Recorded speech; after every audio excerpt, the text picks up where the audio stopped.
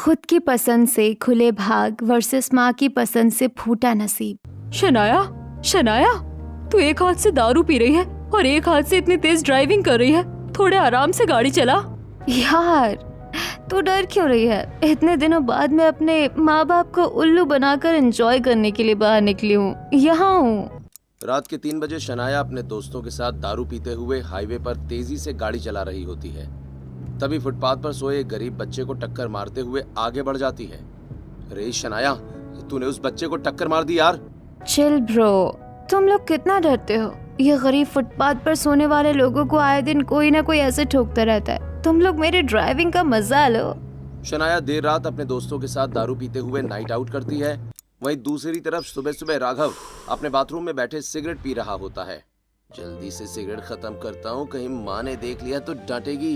इतना कहकर राघव फटाफट सिगरेट पीता है, तैयार होकर डाइनिंग टेबल पर आता है।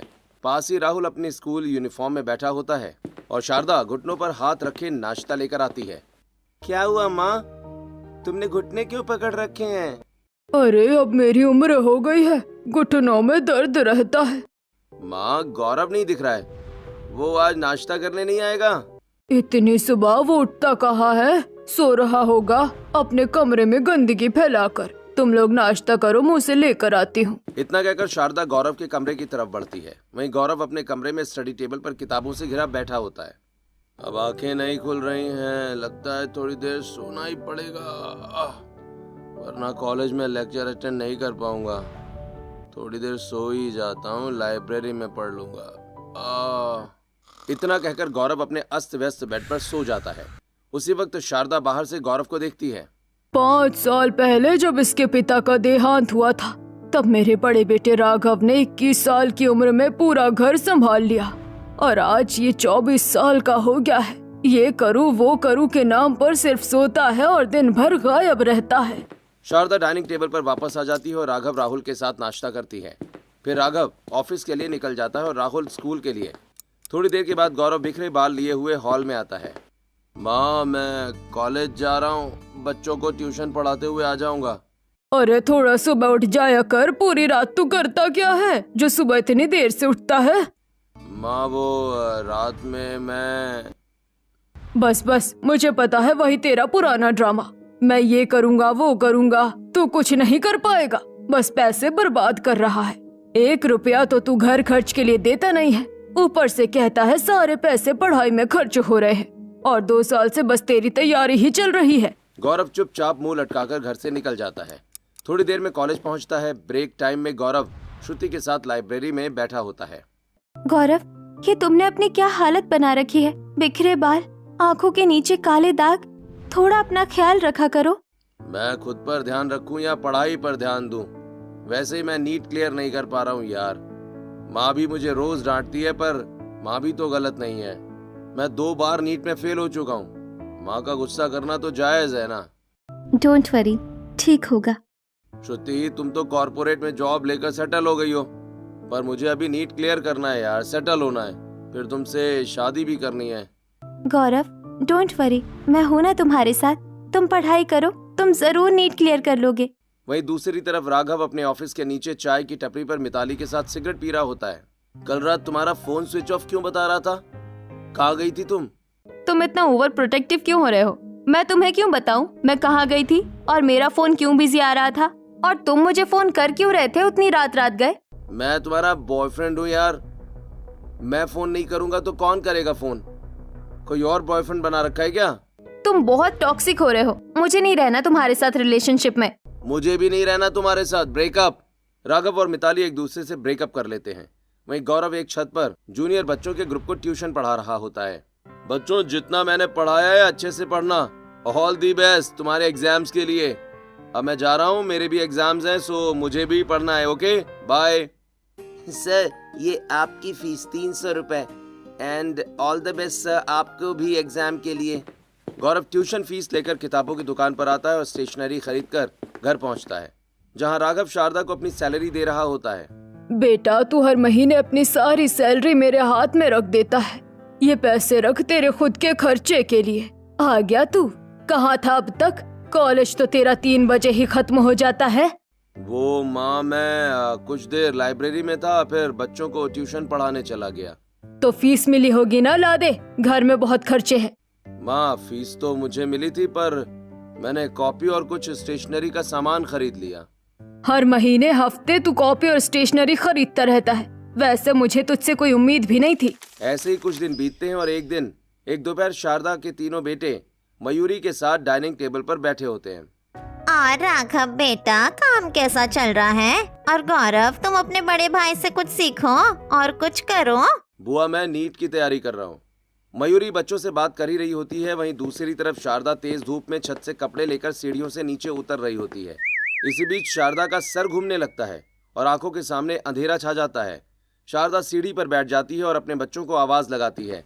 तीनों बेटे और मयूरी तुरंत सीढ़ी पर पहुंचते हैं। अरे क्या हुआ माँ? कुछ नहीं बेटा, वो आंखों के सामने अंधेरा छा गया, इसीलिए मैं बैठ गई और अपने आप ही मेरे मुंह से तेरा नाम निकल गया। भाभी, इतनी उम्र हो गई है आपकी, अब घर का काम मत किया करो। ननन जी, मैं नहीं करूँगी तो कौन करेगा? तुम्हारा बड़ा बेटा सेटल हो गया है, जॉब करता है, पूरा घर संभालता है, उसकी शादी कराओ। हाँ ननन जी, आप सही कह रही हैं, आप सही कह रही हैं। ऐसे ही कुछ दिन और बीत जाते हैं। एक रात पूरा परिवार छत पर बैठा होता है। तभी शारदा को पंडित जी का कॉल आता है। शारदा जी, आपने राघव बेटे के लिए लड़की ढूंढने के लिए कहा था ना?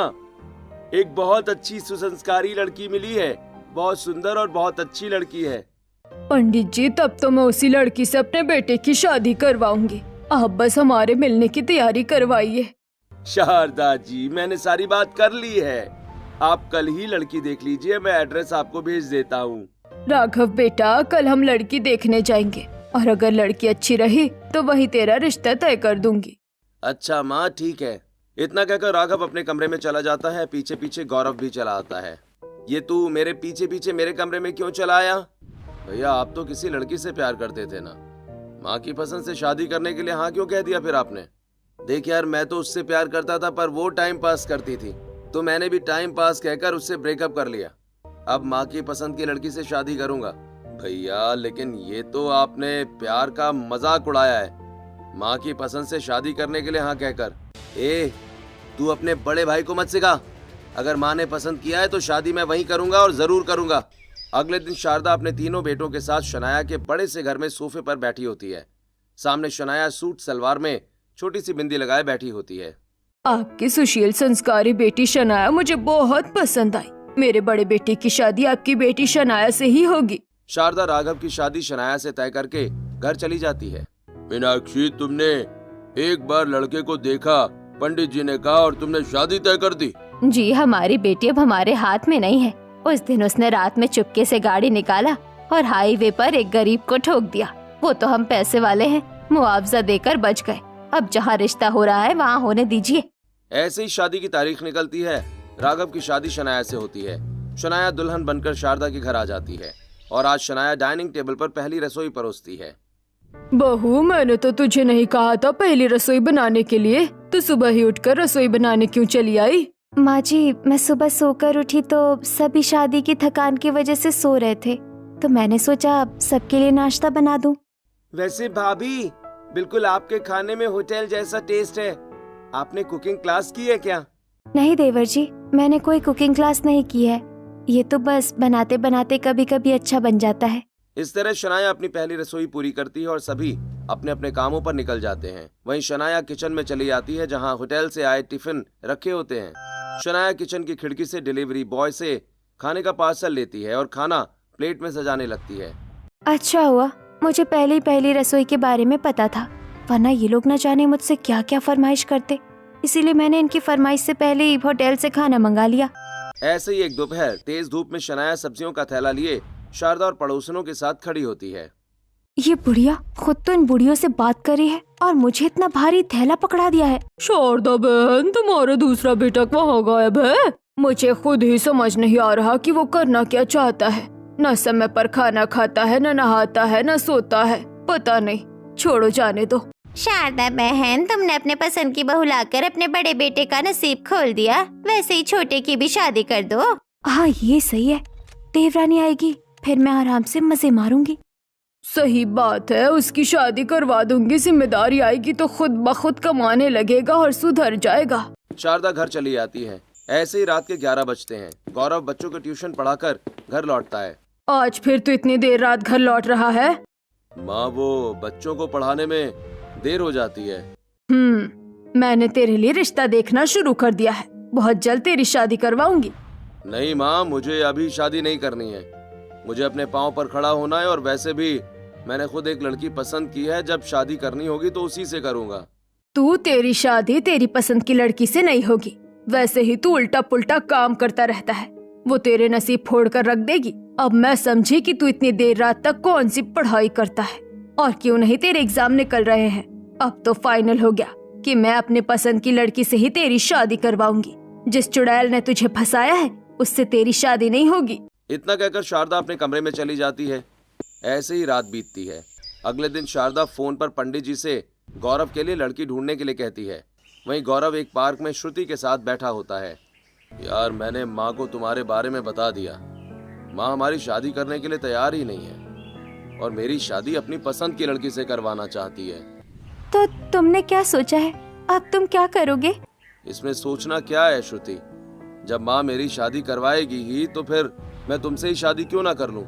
ठीक है, चलो तो हम कोर्ट मैरिज कर लेते हैं। वैसे भी मेरी पढ़ाई पूरी हो गई है और 25,000 की जॉब भी लग गई है। मेरे आगे पीछे कोई है भी नहीं। मैं तुम्हारे साथ शादी करके सेटल हो जाती हूँ। गौरव और श्रुति मैरिज रजिस्ट्रार के पास चले जाते हैं और मैरिज सर्टिफिकेट पर साइन करके एक दूसरे को वरमाला पहनाकर शादी कर लेते हैं। गौरव श्रुति को लेकर अपने घर आता है। नालायक, यही है ना तेरी पसंद की लड़की? हाँ माँ, यही है मेरी पसंद और तुम्हारी दूसरी बहू श्रुति। इससे मेरी बहू मत कहना। मैं नहीं मानती इसे अपनी बहू। माँ, ये क्या कह रही हो तुम? इतना गुस्सा क्यों कर रही हो? वैसे भी अब तो भैया ने शादी कर ली है ना। अपनी पसंद से करे या इस बुढ़िया की पसंद से करे, घर का काम करने के लिए एक नौकरानी तो आ ही गई। माँ जी, देवर जी उनसे प्यार करते हैं, शादी की है तो आप उन्हें घर में आने दीजिए ना। और कर भी क्या सकती है, माँ की मजबूरी का फायदा उठाओ। इतना कहकर शारदा अपने कमरे में चली जाती है। वहीं गौरव श्रुति को लेकर अपने कमरे में आता है। चारों तरफ किताबें, कॉपियां और सारा सामान यहाँ वहाँ पड़ा होता है। हे भगवान, गौरव तुमने कमरे की क्या हालत बना रखी है। माँ जबरदस्ती मेरी शादी करवा रही थी यार, इसीलिए मैंने तुमसे शादी कर ली है। फिलहाल मैं अभी ऐसे ही रहता हूँ, तुम्हें इसी में एडजस्ट करना पड़ेगा श्रुति। अभी मैं कपड़े बदलकर बच्चों को पढ़ाने जा रहा हूँ, तुम आराम करो। गौरव कपड़े बदलता है और बच्चों को ट्यूशन पढ़ाने निकल जाता है। वहीं श्रुति गौरव की किताबें एक जगह रखती है और वहां पड़े कपड़ों को सजाने लगती है। ऐसे ही रात होती है। गौरव अपने कमरे में आता है। पूरा कमरा साफ सुथरा और चीजें अपनी जगह पर होती हैं। श्रुति, ये सब तुमने किया? अरे यार, पर तुम्हें क्या जरूरत थी इतनी मेहनत करने की? इसमें मेहनत क्या, तुम्हारे पास टाइम नहीं था पर मेरे पास था तो मैंने ठीक कर दिया। ठीक है, अब तुम सो जाओ, मैं पढ़ने जा रहा हूँ। अगली सुबह श्रुति किचन में आती है और सभी के लिए गर्मा गर्म पराठे, सब्जी और मीठे में खीर बनाकर डाइनिंग टेबल पर परोसती है। भाई वाह, कितना टेस्टी खाना है। शनाया ने भी अपनी पहली रसोई में इतना टेस्टी खाना नहीं बनाया था। हाँ, बड़ी भाभी का खाना होटल जैसा तो था, बट छोटी भाभी के खाने में घर जैसा स्वाद है। जैसे मम्मी बनाती हैं वैसे ही टेस्टी खाना है ये। जिसे जैसा अच्छा लग रहा है वो खाए। मैं नहीं खाने वाली इसके हाथ का खाना। मैं तो अपनी पसंद की बहू का बनाया खाना ही खाऊंगी। अब यही खाना बनाएगी, वैसे भी मैं नहीं बनाने वाली। शनाया बहू, जा मेरे लिए नाश्ता तू बना कर लेकर आना। माँ जी, आपका फेवरेट नाश्ता क्या है? बहू, मुझे सुबह सुबह नाश्ते में चीले बहुत पसंद है। माँ जी, चीले तो मुझे बनाने नहीं आते। आप मुझे चीले बनाना सिखा दीजिए ना, फिर मैं आपके लिए नाश्ते में चीले बनाऊंगी। हाँ हाँ, क्यों नहीं। अपनी पसंद की बहू को मैं अपने हाथों से चीला बनाना सिखाऊंगी। इतना कहकर शारदा शनाया के साथ किचन में आती है और चिल्ले बनाने लगती है। शनाया शारदा के बनाए चिल्ले ही शारदा को परोस देती है और शारदा कुछ समझ ही नहीं पाती। ऐसे ही कुछ दिन बीतते हैं और एक रात 12 बजे शनाया एक प्लास्टिक लेकर चुपके से घर से निकल रही होती है कि तभी शारदा आ जाती है। बहू, तो इतनी रात गई कहाँ जा रही है और इस प्लास्टिक में क्या है? वो माँ जी, वो पास के मंदिर में जागरण चल रहा है ना, तो सोचा वहीं चली जाऊं। और इसमें तो पूजा का सामान है, मुझे अभी पता चला। और आप सो रही थी इसलिए आपको जगाया नहीं। बहू, तू पूरा दिन घर का काम करती है, तू आराम से सो जा। किसी जागरण में जाने की जरूरत नहीं है। मेरा क्लब जाने का पूरा प्लान खराब कर दिया बुढ़िया ने। शनाया अपने कमरे में चली जाती है। ऐसे ही रात बीतती है। अगली सुबह श्रुति जल्दी उठकर गौरव को उठाती है और पढ़ने बिठाती है और खुद नहाकर हॉल में साफ सफाई करने लगती है। अभी घर में कोई नहीं उठा है, फटाफट साफ सफाई करके सबके लिए खाना बना देती हूँ, फिर अपने ऑफिस के लिए निकल जाऊंगी। श्रुति पूरा हॉल साफ करती है, पूजा करती है, किचन में आकर पसीने से तरबतर सबके लिए खाना बनाकर डाइनिंग टेबल पर लगाती है और अपने कमरे में आती है। श्रुति, तुम इतने पसीने से क्यों भरी हो? अरे कुछ नहीं, वो मैं किचन में थी ना, इसीलिए। अब तुम नहा लो और फिर मेरे साथ ही निकल जाना। मैं जॉब पर चली जाऊंगी और तुम कॉलेज चले जाना। तो नहाने की क्या जरूरत है, मैं 15 मिनट में रिवीजन कर लूंगा ना। नहीं, तुम उठो और नहाओ, चलो जल्दी। श्रुति गौरव को नहाने के लिए भेज देती है। गौरव नहा कर आता है, तैयार होता है। श्रुति अपने हाथों से उसके बाल झाड़ती है और दोनों डाइनिंग टेबल पर नाश्ता करने आ जाते हैं। वहीं कमरे के बाहर से शनाया सब देख रही होती है। क्या समझदार देवरानी मिली है, मेरे बिना कुछ कहे खुद ही खाना बना दिया। अब देखो एक तीर से मैं कैसे दो निशाने लगाती हूँ। खाना खाकर गौरव और श्रुति निकल जाते हैं। वहीं शनाया शारदा की प्लेट लगाती है, उसमें जमाल गोटा मिला देती है। फिर शारदा, राघव और राहुल खाने पर बैठते हैं। खाना खाकर राहुल स्कूल के लिए और राघव अपने ऑफिस के लिए निकल जाता है। थोड़ी देर के बाद शारदा को लूज मोशन शुरू हो जाते हैं।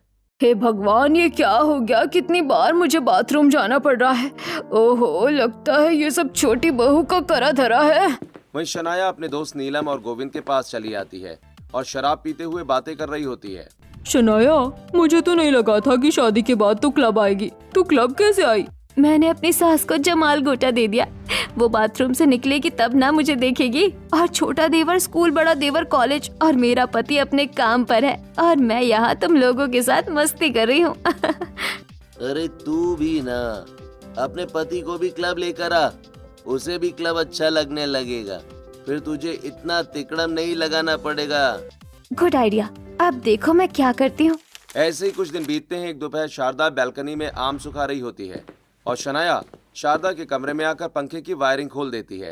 अब देखती हूँ मेरी सास दोपहर में कैसे सोती है। सारी दोपहर जागेगी तो रात में जल्दी सो जाएगी और मेरा रास्ता क्लियर हो जाएगा। शनाया शारदा के कमरे से निकल जाती है। शारदा कमरे में आती है और पंखे का स्विच दबाती है। अरे ये पंखा चालू क्यों नहीं हो रहा है? हे भगवान, अब इतनी गर्मी में मैं सोऊंगी कैसे? बिना पंखे के तो मुझे नींद ही नहीं आएगी। अब तो जब राहुल या राघव आएंगे तभी ये पंखा ठीक होगा, मुझसे तो होगा नहीं। शाम होती है। राहुल स्कूल से वापस आता है और पंखे की तार जोड़ देता है। शारदा जल्दी से सो जाती है। तभी शनाया और राघव अपने कमरे में होते हैं। ए जी सुनिए ना, हमारी शादी को इतना समय हो गया, हम कहीं बाहर नहीं गए। आज मेरे दोस्त का जन्मदिन है, पार्टी दी है, उसके पार्टी में चलते हैं। अच्छा ठीक है, चलो। वैसे भी आज माँ जल्दी सो गई हैं तो हम वहीं खा लेंगे। शनाया राघव को लेकर एक क्लब में आती है और अपने दोस्तों से मिलवाती है। तभी शनाया वेटर को आंख मारती है और वेटर बियर लेकर आता है। सर, ये आपके लिए। हैं? हमने बियर नहीं मंगवाई है, ये किसी और का होगा भाई। नो सर, ये कॉम्प्लीमेंट्री है, आप कपल हैं इसलिए। मैं सिगरेट अपनी माँ से छिपकर पीता हूँ और तुम मुझे दारू पिला रहे हो मेरे भाई। हे ब्रो, आज मेरा बर्थडे है, मेरे लिए एक गुड पी ले यार। और वैसे भी हम कौन सा पीते हैं, कॉम्प्लीमेंट्री है इसलिए पी लेंगे। राघव जी, आज हम पार्टी में आए हैं तो अगर आप चाहो तो थोड़ी बियर पी सकते हैं और आपके साथ मैं भी थोड़ी बियर ट्राई कर लूंगी। हाँ, तुम्हें बियर ट्राई करनी है? वैसे मैंने कभी नहीं पी और आज माँ सो गई है तो कोई दिक्कत भी नहीं होगी। ठीक है, ट्राई करते हैं। राघव और शनाया साथ में बियर पीते हैं। धीरे धीरे शनाया राघव को पूरी बोतल पिला देती है। राघव नशे की हालत में लड़खड़ाते हुए शनाया के साथ अपने घर पहुंचता है और कमरे में जाते ही सो जाता है। ऐसे ही कुछ दिन बीतते हैं। राघव की सैलरी आती है। ए शनाया, मेरी सैलरी आ गई है, ये पैसे माँ को दे देना घर खर्च के लिए। इतने सारे पैसे? ये पैसे तो मैं रखूंगी। आप अपनी सैलरी से कुछ एंजॉय नहीं करते हैं क्या? मेरे पापा तो जब भी कुछ कमाते थे तो अपने एंजॉयमेंट के लिए कुछ करते थे। हाँ, मेरे दोस्तों की भी सैलरी आती है तो वो क्लब वगैरह में जाते हैं, पार्टी करते हैं, पर मैं ये सब नहीं करता। कोई बात नहीं, आप घर में थोड़ी सी पार्टी कर सकते हैं। हमें कमरे में कौन देखने आ रहा है? पर मेरे कमरे में कैसे? अगर हम कुछ भी लेकर आते हैं तो माँ को पता चल जाएगा यार। माँ को नहीं तो किसी और को तो पता चल ही जाएगा। नहीं पता चलेगा। अगर आपको पार्टी करना है तो आप घर के पीछे वाले रास्ते मंगवा सकते हैं, किसी को शक नहीं होगा। अगर ऐसा है तो ठीक है, मैंने क्लब में जो बियर पी थी वही बियर हम मंगवा लेते हैं। इतना कहकर राघव ऑनलाइन बियर मंगवाता है और घर के पीछे वाले रास्ते से बियर लेकर अपने कमरे में शनाया के साथ पीने लगता है। चुपके से शनाया राघव के बियर में नशे की गोली मिला देती है। ये हार्ड नशे की गोली है, इससे राघव की विल पावर कमजोर हो जाएगी और उसे हमेशा दारू सिगरेट पीने का ही मन करेगा और मेरा रास्ता क्लियर हो जाएगा। राघव बियर पीते ही पूरी तरह नशे में भर जाता है। मौके का फायदा उठाकर शनाया राघव का एटीएम और क्रेडिट कार्ड ले लेती है। ऐसे कुछ दिन बीतते हैं। अब राघव आए दिन छुपकर बियर और सिगरेट पीने लगता है। वहीं एक दोपहर शनाया अपने बाथरूम में छिपकर सिगरेट पी रही होती है। तभी कमरे में कॉफी लेकर राहुल आता है। कितने दिन हो गए मैं खुलकर सुट्टा नहीं पी पाई हूँ। इस तरह बाथरूम में छुपकर मुझे सुट्टा पीना पड़ता है। जल्दी पी लेती हूँ वरना बुढ़िया आ जाएगी। हैं? ये भाभी के बाथरूम से धुआं कहाँ से आ रहा है? और ये बदबू तो सिगरेट की है। इस वक्त तो भाभी बाथरूम में होंगी, इसका मतलब। राहुल समझ ही रहा होता है। तब तक शनाया बाथरूम से बाहर निकलती है। भाभी आप सिगरेट पी रही थी ना? मैं जा रहा हूँ माँ को बताने। माँ को ये बिल्कुल पसंद नहीं है। अरे अरे देवर जी, आप भी क्या बचपना दिखा रहे हैं? थोड़े बड़े होइए, 12th क्लास में चले आए हैं आप। क्या मतलब आपका? देवर जी, सिगरेट पीना कोई बुरी बात थोड़ी है, ये तो फैशन होता है। और वैसे भी आपके भैया भी तो पीते ही हैं, आप भी ट्राई कीजिए, अच्छा लगता है। इतना कहकर शनाया एक सिगरेट जलाती है और राहुल को पकड़ा देती है। राहुल भी फैशन में सिगरेट पीने लगता है। भाभी बड़ा मजा आ रहा है, ऐसा लग रहा है कि सारी दुनिया नाच रही है। लगता है इसने पहली बार सिगरेट पी है, एक सिगरेट में इसकी दुनिया नाचने लगी। अब राहुल आए दिन छुपकर अपने स्कूल के बाहर सिगरेट पीने लगता है। वहीं दूसरी तरफ श्रुति सुबह उठकर घर का सारा काम करती है, ऑफिस जाती है और गौरव का पूरा ध्यान रखती है। ऐसे ही एक रात गौरव अपनी पढ़ाई कर रहा होता है और श्रुति गौरव को खाना खिला रही होती है। ए श्रुति, तुम सो जाओ यार, तुम क्यों मेरे पीछे पीछे जाग रही हो? और खाना रख दो, मैं खा लूंगा। मुझे सब पता है तुम खाना खाओगे या नहीं खाओगे, मैं खिला रही हूँ ना। चुपचाप खाना खाओ और फिर सो जाना है। सुबह 7 बजे उठकर सबसे पहले नहाना है, समझे ना? हाँ बाबा, मैं समझ गया हूँ। तुमने मेरा पूरा टाइम टेबल बना दिया है। अब मैं अपने सारे काम कर लेता हूँ और पढ़ भी लेता हूँ और खुद का ख्याल भी रख लेता हूँ। इसी तरह कुछ दिन और बीतते हैं। एक दोपहर राहुल अपने दोस्तों के साथ स्कूल यूनिफॉर्म में एक टपरी पर सिगरेट पी रहा होता है। दूर खड़े उसके टीचर सब कुछ देखकर प्रिंसिपल को कंप्लेन कर देते हैं। शारदा और राहुल को प्रिंसिपल अपने कैबिन में बुलाते हैं। भाई शारदा जी, आपके बेटे को हमारे टीचर ने स्कूल यूनिफॉर्म में सिगरेट पीते हुए देखा है। शारदा गुस्से में राहुल को जोरदार थप्पड़ मार देती है। देखिए शारदा जी, इस उम्र में इसे मारकर समझाया नहीं जा सकता। इसे कहिए कि अपनी संगत सुधारे और 12th क्लास में आ चुका है, अपनी पढ़ाई पर ध्यान दे। राहुल, मेरे सर की कसम खा कि आज के बाद से तू कभी सिगरेट को हाथ नहीं लगाएगा और अपने उन आवारा दोस्तों का साथ छोड़कर पढ़ाई पर ध्यान देगा। माँ, मैं कसम खाता हूँ आज के बाद से कभी सिगरेट नहीं पीऊंगा। ऐसे कुछ दिन और बीतते हैं। एक दिन राघव ऑफिस से 4 बजे ही निकल जाता है। एक क्लब में आकर दारू पीता है और बार डांसर के साथ डांस करता है। वहीं दूसरी तरफ ऑफिस में उसका बॉस आता है। ये राघव कहाँ गया? मैंने उसे काम दिया था। सर, राघव जी तो आए दिन ऑफिस से 4-5 बजे निकल जाते हैं और इस महीने से वो ऑफिस में लेट ही आ रहे हैं। तुम मेरी सेक्रेटरी हो, तुम्हें ये बात मुझे पहले बतानी चाहिए थी। ऐसा करो, राघव को जॉब से निकाल दो। हमें ऐसे लोगों की कोई जरूरत नहीं है जो काम में ढीलापन दिखाते हो। राघव नशे की हालत में घर पहुंचता है, चुपचाप सो जाता है। वहीं शनाया अपने दोस्तों के साथ पार्टी करने निकल जाती है। अगली सुबह राघव 11 बजे ऑफिस पहुंचता है। राघव जी, अब आपको ऑफिस आने की जरूरत नहीं, सर ने आपको ऑफिस से निकाल दिया है। आपकी जितनी सैलरी होती है वो आपके अकाउंट में डाल दी गई है। अब आप यहाँ से चले जाइए। राघव जॉब से निकाले जाने से परेशान हो जाता है और एक बार में जाकर दारू पीने लगता है। इसी तरह राघव अपने पैसे बर्बाद करता जाता है। वहीं गौरव एग्जाम सेंटर में एग्जाम देकर बाहर निकलता है और श्रुति को कॉल करता है। हे श्रुति, अपने एग्जाम के बाद इतना कॉन्फिडेंस मैंने आज तक कभी फील नहीं किया यार, जितना आज फील कर रहा हूँ। हर एग्जाम में चीजें भूल जाता था, पर इस एग्जाम में मुझे याद की हुई हर एक चीज याद रही। ये सब तुम्हारी मेहनत का असर है श्रुति, और मुझे लगता है कि इस बार मेरा नीट क्लियर हो जाएगा। जरूर हो जाएगा। अब तुम घर पहुँचो और अपनी नींद पूरी करो। मैं ऑफिस से आकर शाम को तुम्हें मिलती हूँ। गौरव श्रुति की बात मानता है और घर जाकर अपनी नींद पूरी करता है। ऐसे ही कुछ दिन बीतते हैं और एक दिन शांति देवी अचानक घर आती हैं। नानी, तुम यहाँ? मेरे बच्चे, मैं तेरे बच्चों की शादी में तो नहीं आ पाई थी, इसलिए तुझसे और तेरी बहुओं से मिलने आई हूँ। कहाँ है तेरी बहू? नानी, मेरी बड़ी बहू मेरी पसंद की है और मेरा बेटा जिसे खुद की पसंद से लाया है वो तो घर के किसी काम को हाथ तक नहीं लगाती है। सारा काम तो मेरी पसंद की बहू करती है। तभी किचन से श्रुति पसीने से लथपथ निकली। ये काम वाली है क्या, इतना पसीना? माफ कीजिए नानी, मैं खाना बना रही थी, आशीर्वाद दीजिए। इतना कहकर श्रुति शांति के पांव छूती है। वहीं शनाया चुपचाप सोफे पर बैठ जाती है। बाकी सभी लोग सोफे पर बैठते हैं। बताइए नानी, आज आप खाने में क्या खाएंगी? मुझे तो कढ़ी चावल खाने हैं, वही मुझे पसंद है। नानी सासू माँ, मैं आपके लिए कढ़ी चावल बनाती हूँ। हमें नहीं खाने तेरे हाथ के कढ़ी चावल, मेरी बहू बनाएगी। देवरानी जी नहीं तो खुद सास बनाए कढ़ी चावल, क्योंकि मैं तो नहीं परेशान होने वाली गर्मी में। मैं सोच रही थी माँ जी कि नानी इतनी दूर से आई हैं, तो आज नानी को माँ जी आप अपने हाथों की कढ़ी चावल खिलाइए। वैसे भी आपसे अच्छे कढ़ी चावल कोई नहीं बना सकता है। सही कह रही है बहू तू, आज मैं अपनी नानी को अपने हाथों से कढ़ी चावल खिलाऊंगी। इतना कहकर शारदा किचन में कढ़ी चावल बनाने चली जाती है। शारदा की पसंद की बहू बहुत तेज है, कितनी चालाकी से अपनी सास को कढ़ी चावल बनाने किचन में भेज दिया और खुद आराम करने बैठी है। रात होती है। पूरा परिवार साथ बैठकर कढ़ी चावल खाता है और देर रात राघव चुपके से घर से निकल जाता है। वहीं शनाया अपने कमरे में हुक्का पी रही होती है। शांति देवी दरवाजे से सब देख लेती हैं। शारदा बहुत बड़ी गलतफहमी में है, मैं कल ही उसे सच्चाई बताऊंगी। शांति देवी वापस जाने लगती हैं। तभी पायल की आवाज सुनकर शनाया दरवाजे से झांकती है। अच्छा, ये बुढ़िया मेरी जासूसी करके सोने जा रही है। सोच रही होगी कल सबको सच्चाई बताऊंगी, उससे पहले मैं उसकी खटिया खड़ी कर दूंगी। माँ जी ने बोला था नानी को मूंगफली से एलर्जी है। शांति देवी अपने कमरे में जाकर सो जाती हैं।